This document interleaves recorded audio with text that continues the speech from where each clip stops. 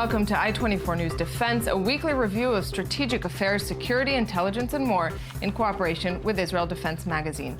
This week, a focus on the holy and divided city of Jerusalem, growing increasingly volatile by the day. Over the last couple of weeks, the deterioration of the status quo in Jerusalem has been swift. On October 22nd, a terror attack in the city left 2 dead and worsened an already tense atmosphere. It went a step further with an assassination attempt on right-wing Jewish activist Yehuda Glick.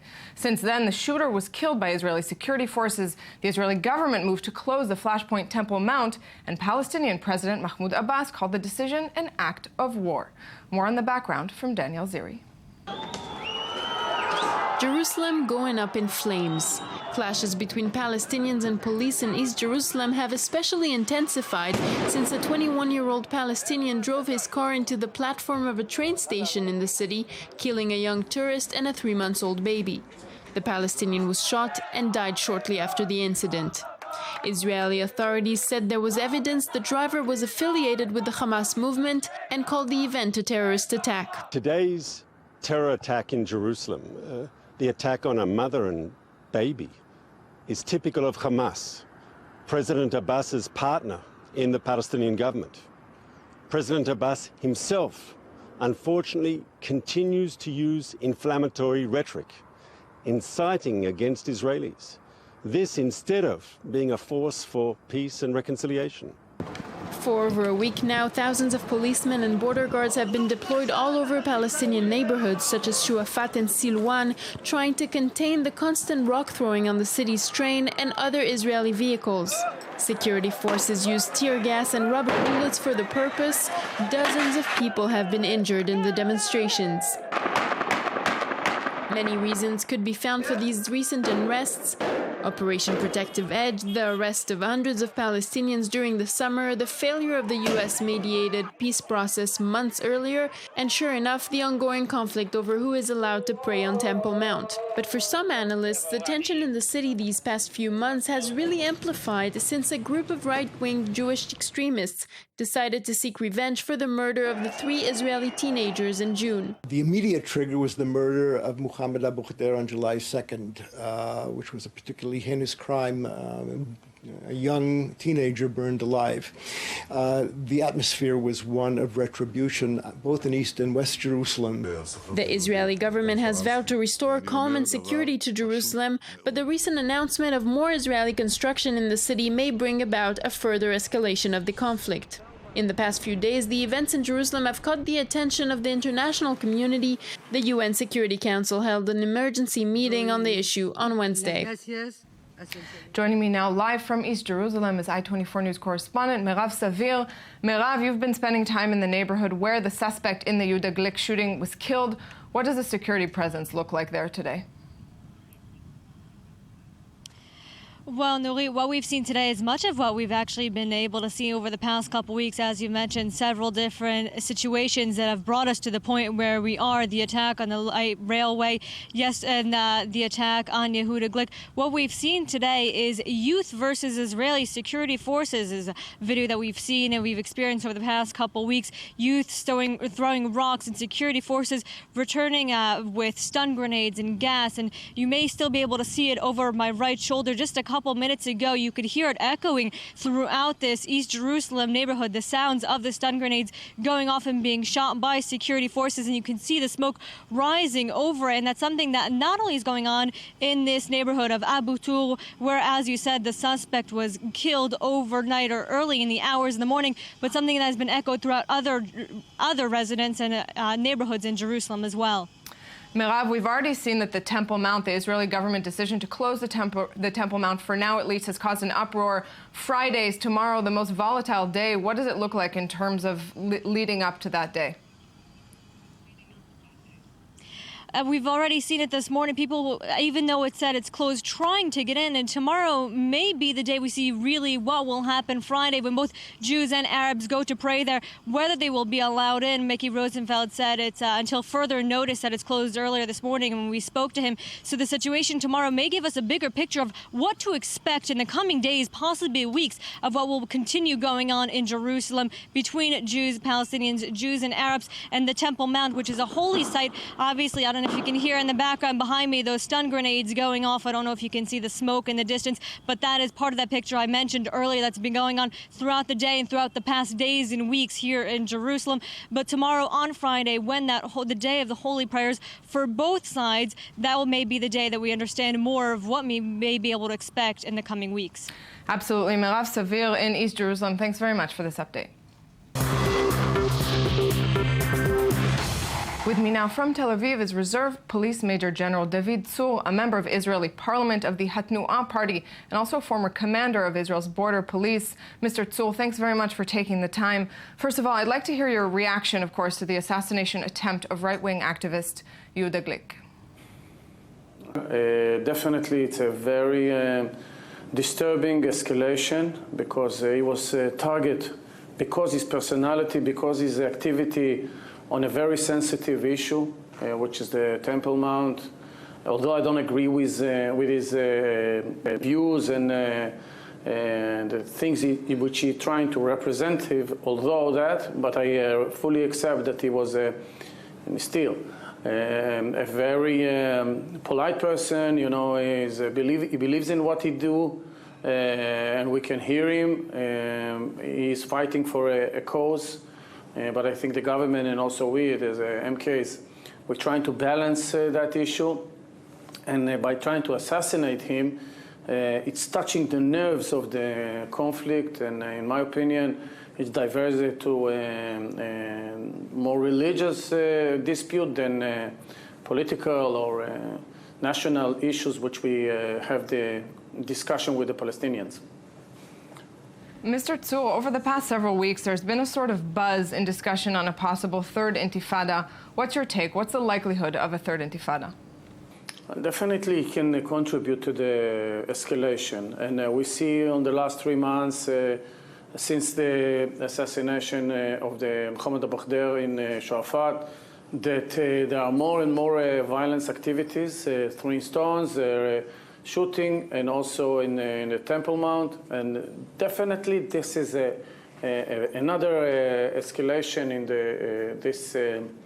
those incidents. Although we saw in the last week that the police, and especially those extra forces who were put in Jerusalem, are kind of taking control for the demonstration, especially on the east of Jerusalem, because we have to say that the west of Jerusalem is acting like nothing is happening. And hopefully the next day, coming tomorrow, which the minister and the commissioner decided to close the Temple Mount for the Jewish and for the Muslims. This is a very radical decision in order to calm down the situation. So tomorrow, if there was those prayers outside of the Temple Mount will pass without any casualties, injuries, and this is a very sensitive timing. So I think we can move into a different atmosphere, and especially after the assassination. Mr. Tzur, staying then with the Temple Mount, Mahmoud Abbas has already responded, calling the closure of the Temple Mount or the Al-Aqsa Mosque an act of war.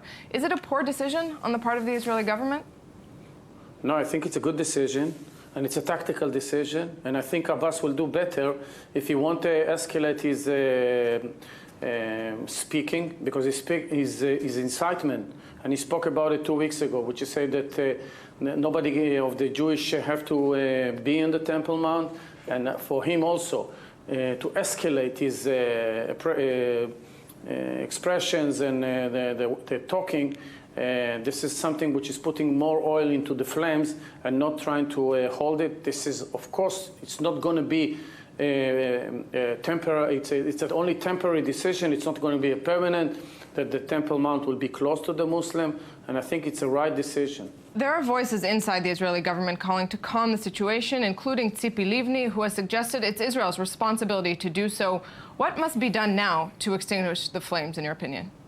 Well, in the tactical level, I think the police and the Minister of Interior are doing the right thing. After finding and killing this assassinate, this is something which I think will come from the right wing of our part. The extremist Islam in the other side, which want to all the time to put the flames in the Temple Mount and the Islamic radical inside Israel, which calls from the right Salah.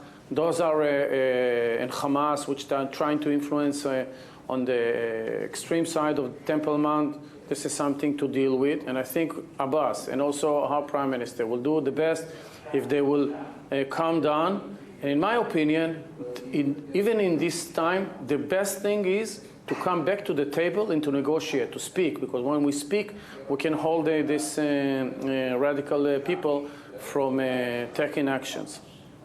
More generally speaking, and given your experience in public security in such a complex city with a mix of Palestinians, Arab Israelis, Orthodox Jews, settlers, and so on, how can peace be maintained at all? Well, it's very complicated, of course, but I think that the key issue is to come back to negotiate and to move forward. I think that after the last summer we had in the south, we can find a similar, the Prime Minister even talked on that, a similar almost interest between the moderate Arab countries, Saudi Arabia, Egypt, Jordan, and the Gulf countries. And we can come into the table with Abbas and put the agenda, which most of the things, the core issues are there. And I think Abbas will have to get from the narrative which is holding and start and stop going into the UN or all kind of international courts and international aid, which will bring nothing besides of maybe declarations, etc. We saw that Sweden recognized today on the Palestinian state. What does it mean? What kind of state? I mean, this is only something which can be negotiated and come to any kind of agreement. So there's a lot of complicated issues, but nothing cannot be solved. I think if we negotiate, we can speak and come to a deal which we can bring it each parts to the people to decide. Mr. Tzul, it's good to hear a bit of optimism regarding such a complex place, perhaps one of the most complex. Again, Mr. David Tzul, thanks very much for your time. Thank you. Joining me now from Ramallah is Ashraf al-Ajrami, former Palestinian Minister of Prisoner Affairs. Mr. al-Ajrami, thanks very much for being with me. Thank you. So we just heard Israeli Member of Parliament David Tzul on this current escalation. Mahmoud Abbas has been using quite inflammatory rhetoric over the last few weeks, but has also said he does not want a third intifada. Where do you think the Palestinian leadership stands now?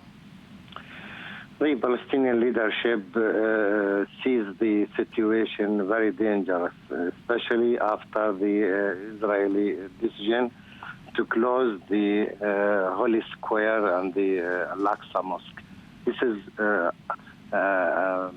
very extremist step from the Israeli government, and the situation in the East Jerusalem is also very bad for the people there after the Israeli provocates measures, especially the building in Silwan and other places in East Jerusalem, and to prevent the people, young people, to pray in the Al-Aqsa Mosque, and the unemployment for the people, the young people also in the East Jerusalem. Everything is very bad. And Jerusalem, the declaration of the Prime Minister Netanyahu, when he said that Jerusalem United is the capital of Israel, and they will continue the building in their capital. These things can make the situation, the circumstances. Mr. al-Ajrami, As you describe, an extremely volatile, extremely tense situation. We've heard a little bit from the Israeli side on what should be done within the Israeli government, which is not being done right now. From your perspective, what does the Palestinian leadership need to do now to bring, to scale back the tension in Jerusalem? The Palestinian leadership went to the international community, the Security Council of the United Nations. The international community must intervene in this issue because it is very sensitive. It may get more and more escalation. The Israeli government must keep the status quo and calm down the people there and speak about the peace process, not just unilateral steps. Given that both sides do not want an escalation, I hope very much that next time we'll speak, it will not be amid a further escalation. Mr. Ashraf El-Ajrami, thanks very much for being with us. That concludes this edition. Find us here in the Jaffa Port next week, as every week, for another edition of I-24 News Defense. Thanks for watching.